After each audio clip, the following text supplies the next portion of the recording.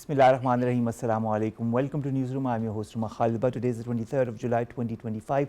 These are the stories that we will be highlighting during the course of the show. We'll begin with the situation as far as Gaza is concerned, and the two important stories when it comes to Gaza. The first is this report by various agencies, in fact journalistic agencies, that say that their own journalists can no longer function properly within Gaza because there is no food, there are no supplies, there is no water.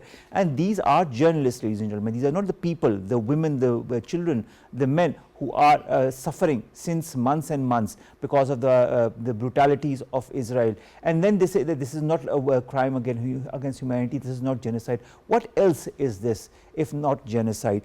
Also, there is a declaration that has been signed by the United Kingdom and 27 other countries that also calls on Israel to do the needful to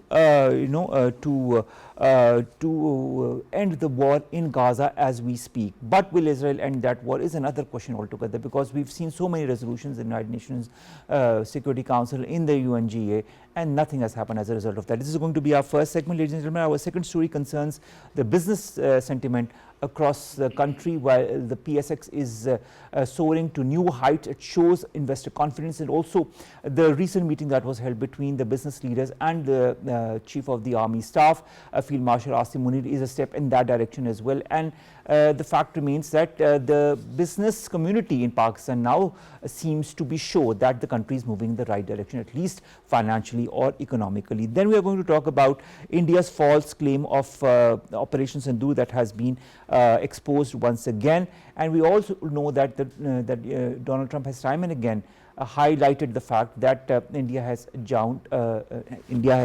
downed 5 jets. And the fact is that he has 24 times that India and Pakistan's mediation was led by himself. But the fact is that this still has to be reiterated or accepted by the Indian side as we speak. Then we are going to talk about Trump, who has pulled out again. This next story concerns Donald Trump, who has pulled out of UNESCO once again. This is not the first time that he has pulled out, but he has pulled out of UNESCO once again. And this, one of the reasons apparently, is because UNESCO accepted the state of Palestine as a member, and that is why the reaction came from the US side. How is it going to bode as far as the future, financial future at least, for UNESCO is concerned, is something we will see in the coming days. Finally, we are going to talk about legendary singer Ozzy Osbourne, the leader of Black Sabbath, who has died at the age of 76. He did recently unite with Black Sabbath for a farewell concert, and his wife has said this was going to be his last concert, and it indeed was. And he has now passed away at the age of 76. This is the lineup for the entire show today. Let's begin with our first segment, and that concerns the situation as far as Gaza is concerned, and specifically the humanitarian situation, whether it be the journalistic community, whether it be the women, the children, the men. They are all suffering. There is no food, there is no water, there is no health facility. The hospitals are almost at zero functionality, and the list goes on. We've been joined by Dr. Tasawwur Hussain, who's a foreign affairs expert in the studio. He joins us after a very, very long time. So thank you very much, Dr. Tasawwur, to have joined us. And in the online, we've been joined by Dr. Jamil Khan, who is, of course, a leading foreign affairs analyst and a former ambassador as well. Jamil Saab, thank you very much to have joined us. We'll begin with you, Tasawwur. The United Nations claims that Israel is weaponizing food in Gaza. What kind of evidence is present to substantiate this claim? Also, how does this constitute a war crime against international law? I think first of all we need to understand that war, in terms of the doctrine of war, or just war doctrine, where we try to figure out the ethics of war, to use food, water, the basic necessities of life is considered as illegal, unlawful, unethical as an instrument of. So we usually discuss it during somehow the jus in bello, that is justice during war. It's a just war doctrine where we try to figure out what kind of instruments may be used during war. So using food, water, or basic necessities as an instrument of war is unethical and illegal. And we know through reliable sources, through journalistic sources, through media, through people those who are considered as journalists in one sense or another, that they have offered plenty of information, evidence that the state of Israel is deliberately using food as an instrument of war. Hence, it makes claim more potent, and international community must consider it as somehow a proof in order to initiate certain actions And against the state of Israel. when you even look at the journalists, they themselves are suffering as we speak. So many Sure. different agencies are highlighting the fact that their own journalists can no longer properly survive on a daily basis in Gaza as we speak. Jamil Khan Saab, how have chronic shortages not only impacted the lives of women, children, but also the journalistic community and all the other communities that are present there, that are siding with the Palestinians in terms of physical endurance as well as mental health? Humanity, in fact, humanity is really crying in Gaza, and the history has never witnessed this kind of an atrocity, this kind of a war crime, this kind of a genocide, this kind of extermination of the human beings. History has not. And that can very simply, by your viewer, they can Google it, that has it ever happened that the humanity has witnessed this kind of an atrocity in an area of only 365 square kilometer, which is just a strip of Gaza I'm talking about. History has never witnessed that 59,200 people, they get killed in just about 290 days. Never. And this is just a matter of clicking on the Google and find out that's, and why I'm supporting our some of these figures. Why I'm just quoting, because this would give a better idea to our viewer that that how and to what degree these atrocities have gone. And the bigger question probably comes to in everybody's mind, our mind, that why? What is the ultimate goal? So I think I will include that also into our discussion. Just a minute or two each for that. First of all, let's back up our discussion with some data. Now you're talking about the journalists. There are about more than 212 or 15 journalists so far. They have been killed. There are 600 mosques have been totally demolished. 438 workers, over 438 workers have been killed. So scores of data is now available with the world. And as I was saying, that it never happened in the history of the world that this kind. Now, the bigger question is, after all, what does Israel want in it? Now, Donald Trump... Question, what does Israel want? I think, Jamil Saab, that is a very, very important question. What does Israel want? It, on the one hand, claims that the humanitarian aid is entering Gaza. On the other hand, it has killed around 1,000 aid enthusiasts or aid those Palestinians who were going to GHF to collect aid. So there's a deliberate targeting of those who are seeking aid, and at the same time the Israelis are justifying this by saying that aid is entering Gaza. And then we have claims by different communities that say that there is no food, there is no water, and there is no health facility. What's your take? So I think sooner or later the world has to agree that Israel happened to be a genocidal state. And its aims and intentions are very clear. And we need to know what actually motivates Israel. Is it intergroup antipathy, that is deep misgivings against Muslims or against all people of faith other than Jews, and within Jews, of course, people, those who are called as Zionists, they are the exception. Or the reason is basically somehow in prejudice or say dehumanization of the people of Palestine. They actually take them as lesser human beings, children of a lesser God, or what is there in their mind when they dehumanize them according to their key leaders. Palestinians or Arabs as a whole, they are subhumans. So, if you have this sort of mentality, then you won't actually warrant them those rights which are there for every human being, because you have dehumanized them. Now starvation or famine or violation of their fundamental rights, or say stopping basic necessities of life, or say food, water, shelter, clothing, etc., it's there for humans. So, once you have actually dehumanized them, then the situation is entirely changed. So, prejudice or dehumanization is there, or the reason is actually rooted in ultra-nationalism, or the reason is rooted in ideology, or the reason is rooted in their rationality, the way they want to put rationality, that we need land and that's what the whole purpose. But that is the rationality which is completely not only irrational but goes beyond the realm of any kind of humanity or human value, and that is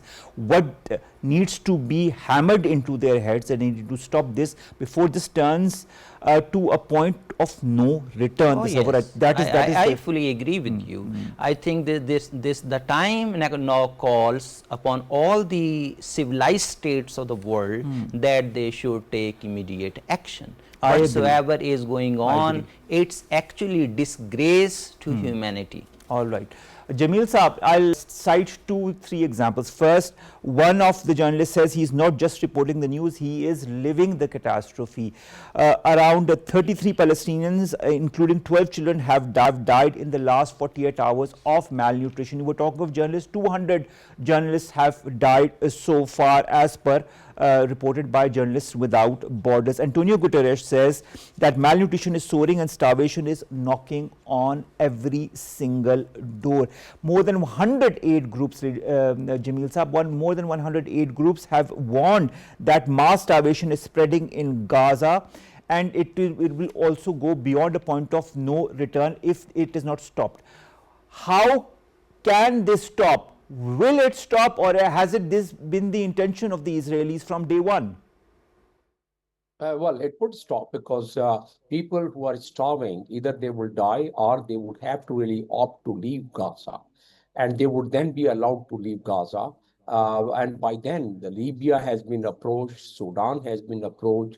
There, one or two more countries have been approached to really take these Gazan people who are starving food, and those who try and struggle to get the food, there are only about 3 or 4 distribution points. They are being banned by the contractors of the United States and the Israel. There is no other contractor. There is no United Nations there. And then they are being profiled through the cloud, and they are being profiled through the AI. And then they are spotted, and the collateral damage is that while they spot whomsoever they have done that, they have profiled that, and through the that AI, as I'm describing, they cause the collateral damages also.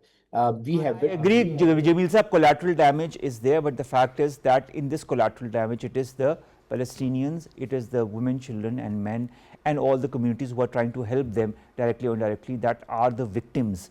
They are the victims, and they continue to be the victims till such time that there is a deliberate stop to this. We will be back to discuss more on this very issue after this short break. Stay tuned.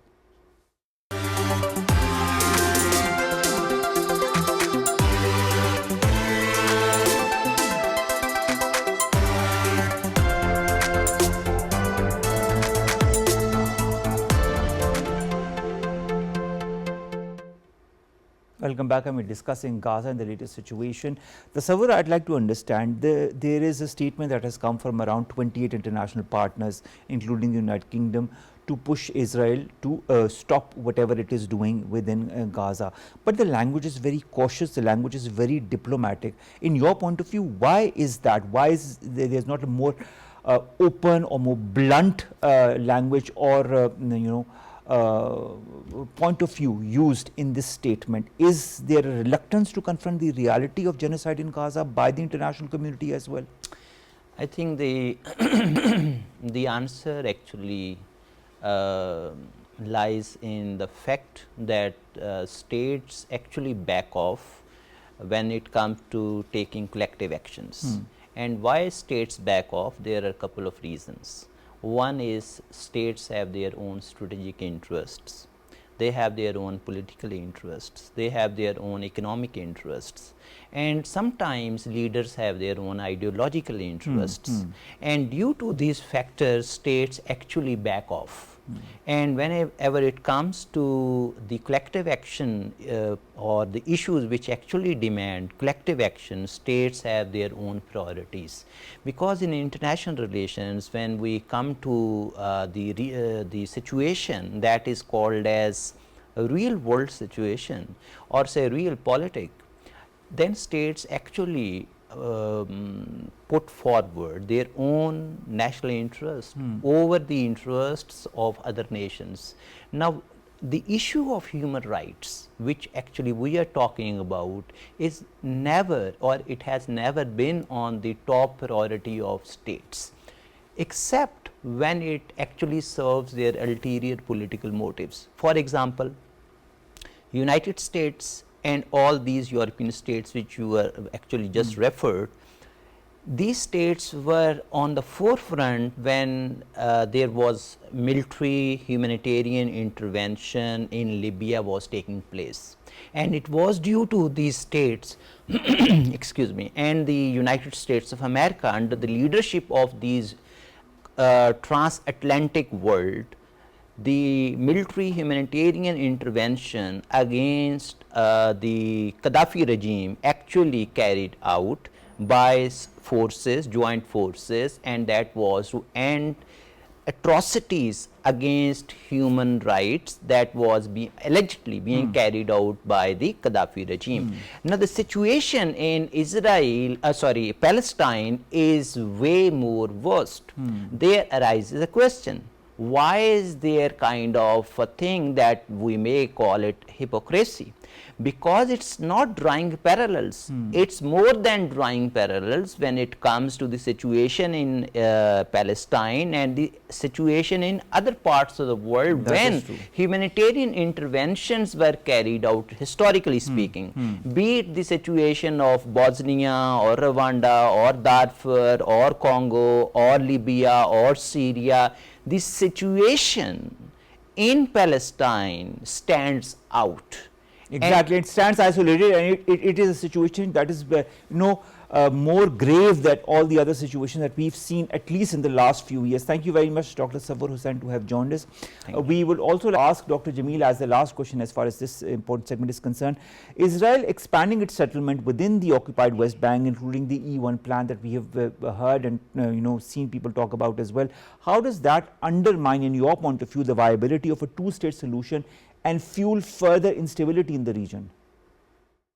Well, it doesn't seem to be now possible because Netanyahu or Israel, after Oslo Accord was the two-state concept was developed, and it was further endorsed by the United Nations. We are also, Pakistan is also doing the advocacy of it, but it doesn't seem to be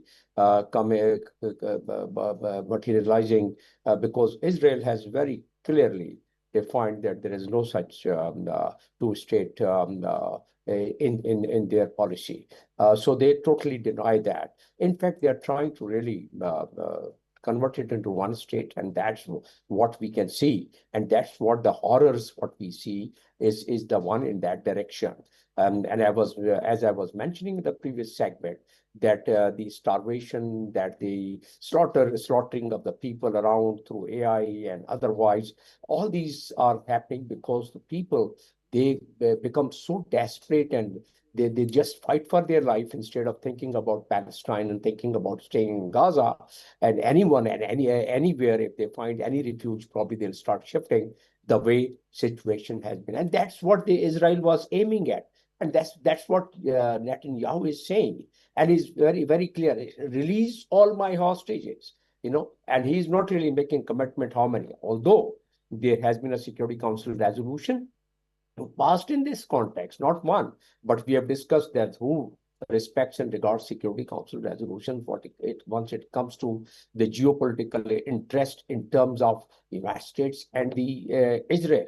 And Israel, whenever we describe and define Israel and its intention, its goal, and what they are doing, and what they have already been charged by the International Criminal Court, the entire world knows about it.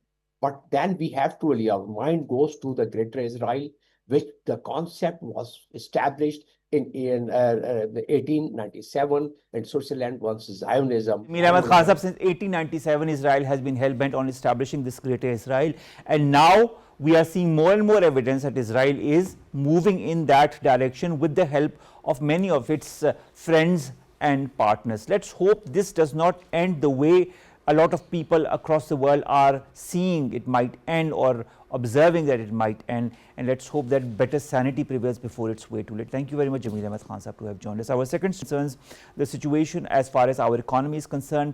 The PSX soared this morning, and during the daytime it was even at a level of 139,419.62, which was unheard of at one time. You know, even in the last few weeks and months, we've seen the PSX soar to levels that we had never imagined even a decade before, that this is a level, or this is a point that could be achieved at any time in Pakistan's history. But this has happened, and this has happened because of the investor confidence. And the investor confidence is there because of the measures that the current government is taking. We have been joined by two guests. Let me introduce them to you one by one. In the studios, we've been joined by Usman Shaukat. He is the president of the Rawalpindi Chamber of Commerce and Industry. Thank you very much, sir, to have joined us. We've also been joined by Dr. Nasir Iqbal. He's an economist, joins us online. Dr. Nasir, thank you very much to have joined us as well. We'll begin with you, Usman Saab. A lot of investor confidence. A lot of people also point towards a recent meeting of the business leaders with the Chief of the Army Staff, Field Marshal Munir. How important was this meeting in your point of view, as far as investor confidence and then leading to this PSX soaring is concerned?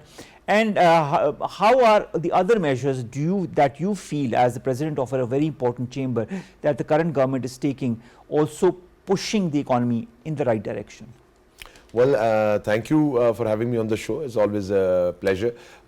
First of all, I would like to start by commenting that since the budget came out, the Finance Act, the business community had a few concerns regarding certain clauses that were there. And of course, every year we go through this process. And I must commend the government that immediately following the Finance Act and the sort of, you could say, the protest by the business community, the Prime Minister immediately announced a committee which was headed by Haroon Akhtar Saab, who's SAPM to Industries. Along with him was Bilal Azhar Kiani, State Minister for Finance, as well as Rana Ihsan Afzal, Special Coordinator to the PM, and Chairman FBR, and other high-ranking FBR officials. This committee was formed on July the 15th. The first meeting, and I was a part of that, was held on the 18th of July. And as a result of that, you saw that there was a strike that was called for, which was postponed. We in good faith, met the government. We met Haroon Akhtar Saab, and we believe that a lot of these sticking points will be addressed. And a couple of those points were, of course, 37A, which we talk about. You've covered it a lot in your programs as well. And of course, there was the 21S, the new clause about the cash transactions amounting to 200,000 rupees or above. So those were the two main sticking points, you could say. And detailed deliberations were held, and we came up with a mutual sort of way forward. We gave some recommendations to Haroon Akhtar Saab. He has promised that he will go back to Prime Minister and he will get the approval from Prime Minister Saab, and we are hopeful that in this coming week that will be resolved. Following that, of course, and this was a very big confidence building measure, the business community immediately called off the strike, and we all are pretty satisfied that this committee is working very diligently. Then we had the meeting, of course, of all the leading chambers of commerce as well as the business leaders with the Field Marshal Saab, and that was, I believe, a watershed moment for the business community. And of course, it has been seen in the bullish trend at the stock exchange today. Of course, when you are meeting Field Marshal Munir Saab, there's a very good feel-good factor that goes to the business community, that of course day to day we struggle with the bureaucracy, we struggle with the government, but as we know that SIFC was made about 2 years ago, and with the intention of promoting economic growth in the country, promoting sectorial growth in the country, export-led growth, and that is where we feel that his involvement, personal involvement of Mr. Field Marshal Asim Munir Saab is very, very encouraging for the business community. He listened to all the problems in detail. Of course, it was a very candid discussion. Everything was put out on the table, and nothing was left behind. And of course, that's the kind of interactions we need to have. And that is what also boosts investor confidence and the confidence of people like yourself, and then generate that confidence amongst all the people that you interact with. Absolutely, and this is exactly what happened. Since we came back, and even today, we've been having people visiting the Chamber of Commerce, asking us how that meeting went. And the result is sort of a very positive ripple effect that we've seen across the business sentiment and the business sectors, and we feel this will carry on, because inshallah, and we believe that the sort of commitments that were given by Field Marshal Saab were very positive for the business community. We even discussed the committee meetings that we were a part of, and what were the sticking points of the Finance Act, and he completely agreed. For example, one of the points was 37A, where there were sort of sweeping arrest powers that were being given to certain officials of FPR, and the business community had its reservations. Of course, we believe that it's a coercive tactic, should not work, and of course, globally, the business community and the regulators sort of have a partnership structure of relationship now. It's never a sort of a stick policy. It's always a stick and carrot policy. So that was agreed by him, and he has full support. So we're hopeful of resolutions. All right, hopeful for resolutions and investor confidence that continues to increase with every passing day. Dr. Nasir Iqbal, who's a leading economist, joins us online as well. Dr. Nasir, thank you very much to have joined us. What are the expectations from the State Bank of Pakistan's monetary policy easing that is going to happen next week, and how, in your point of view, this is going to influence investor optimism and capital market activity? I think, thank you so much for taking me on air. So the idea is that over the last few months, State Bank will take a very, very, very a very informed decision, and the interest rate that we have right now is a very balanced interest rate. Probably what we can assume and we can infer from the global trend, as well as what is happening in the country, that they will keep the same monetary policy. The reason is that now we have a very low inflation, and we are hoping to have a high growth, and for that we also have a stabilization program. With all these ingredients, probably the next stance the State Bank would take would to keep the same thing and the same interest rate, keeping in view that we are on the revival side. And this will also give us some sort of a confidence to all stakeholders, including, as we said, the stability is the key thing in terms of promoting confidence among the investor as well as the business community. So to me, the incoming weeks and months, probably State Bank would also take a very informed decision, keeping in view the current changes in the global economic trend as well as what's happening in the country. So all these things would be very encouraging for Pakistan, especially as you know the stock exchange is showing a very positive sign. Probably the business community is also showing some kind of interest in terms of expanding the business activity. The real challenge that we always discuss is the youth that we have, how we can create employment, how we can create a balance between the very kind of stable fiscal policy versus the growth environment that we have. And we believe the current government approach, especially under Udan, would create a balance where they are creating an incentive for the business community and also keeping a check on all kind of expenditure that we have. So probably that would be a win-win situation in coming years and months, where we can see the dividend of all these kind of reforms, and that will also help us to take deep reform that we really push over the last few years, that Pakistan need a very aggressive structural reforms. And this, the current economic indicator as well as the environment is providing us a base where we can take all these tough decisions in coming years and months. And as you mentioned, and the other speaker also mentioned, that this would be considered as a revival of the economy. And within this context, every institution, not about the one institution, that State Bank, every institution, including the Ministry of Finance, including the Ministry of Planning, including all other stakeholders, they are taking very rational decision. And the rationale behind these that we have to revive, we have to increase our export, we have to create employment, and we also have to address circular debt and other issues. All right, all right, all right.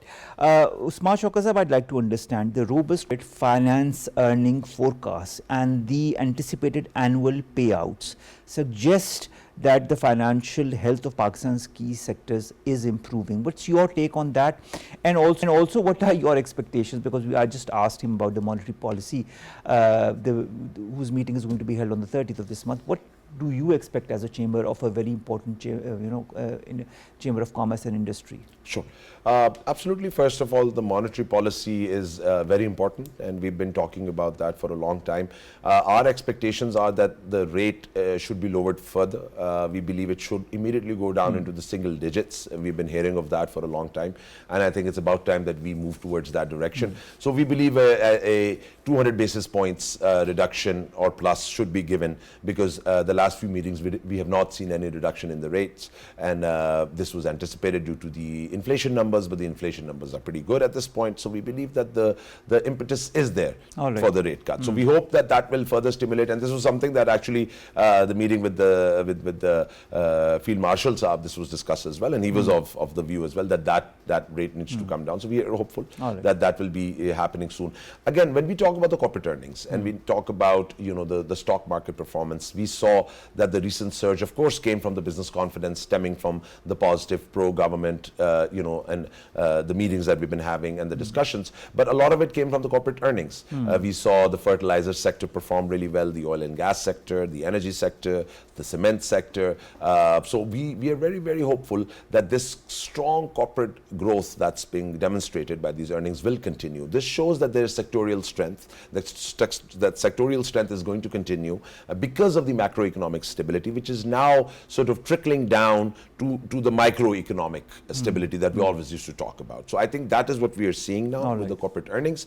Of course, these earnings and the 2 billion plus repatriation that we have seen, that has been a very positive step or a news that has come out. All the foreign corporations operating in Pakistan repatriated more than 2 billion, I believe it was 2.2 billion, and that was slightly higher than last year's fiscal year 24's figures. So that again shows that this year there has been an increased FDI, and part of the major part of this repatriation was FDI. So that shows that the FDI in Pakistan is getting good interest. That interest is getting repatriated in form of dividends. So that shows that the foreign investors are also going to be now inclined to further invest in Pakistan. So I think there are very strong messages coming from the corporate sector, be it foreign or be it domestic. So we're hopeful of this continued economic strong messages coming from the international and national financial sectors, and of course the key sectors are financially getting stronger and stronger. Dr. Nasir Iqbal Saab, in what ways, in your point of view, has broad-based buying across sectors such as commercial banking, cement, oil, gas and power signaled improved investor sentiment and economic resilience? Consistency in the economic policies over the last couple of years. That could be, to me, is the starting point for any kind of investment, either from any industrial sector, either from any services sector. The consistency in terms of economic policies is the key thing. And government has shown that kind of resilience. Again, all kind of, or they basically face a tough situation where there are the crisis in terms of meeting the current expenditure as well as the other crises, especially when the interest rate was very high and there was uncertainty in the system.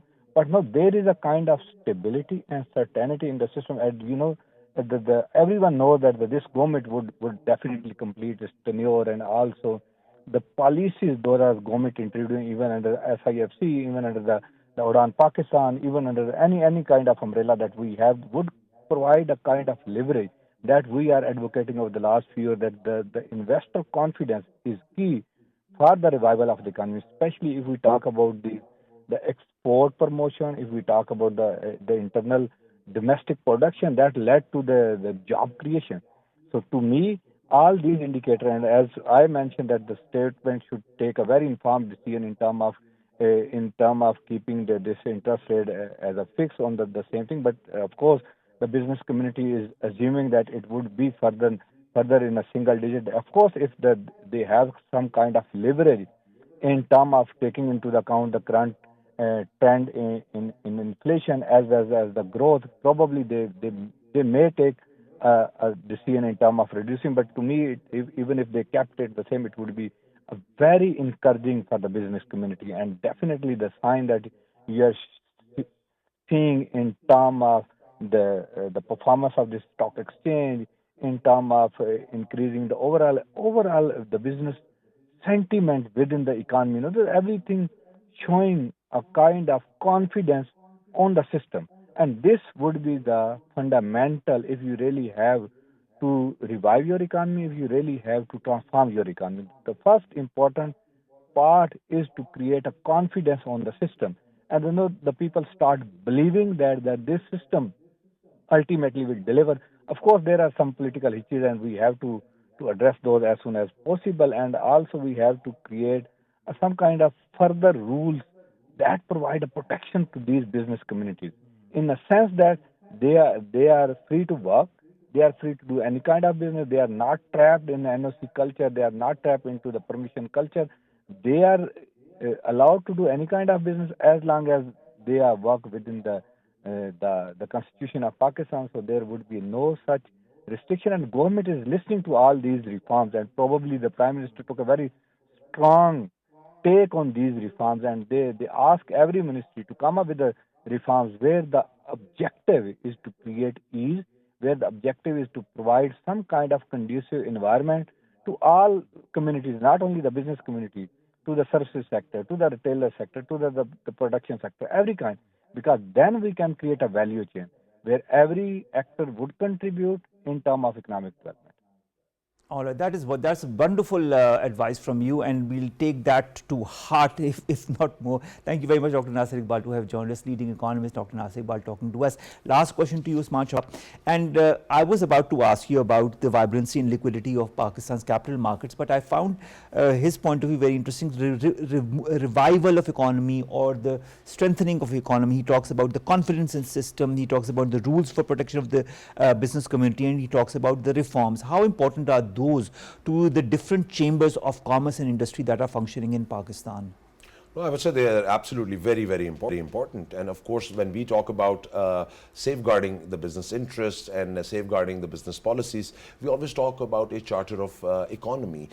This is something that we've been always talking about, all the chambers, that for businesses to thrive, you need to have consistent policies. And I'm very happy to see that happening now. We are seeing that SIFC is doing a lot of work there, the government is doing a lot of work there. And I think that mantra is playing out. And we are seeing that the government does realize that this is the model that everybody else followed in the region. We look at the example of Bangladesh, and we look how they've turned around a lot of sectors just by having consistent policies. I always say this, it's a statement that I always make, that business can work around a bad policy.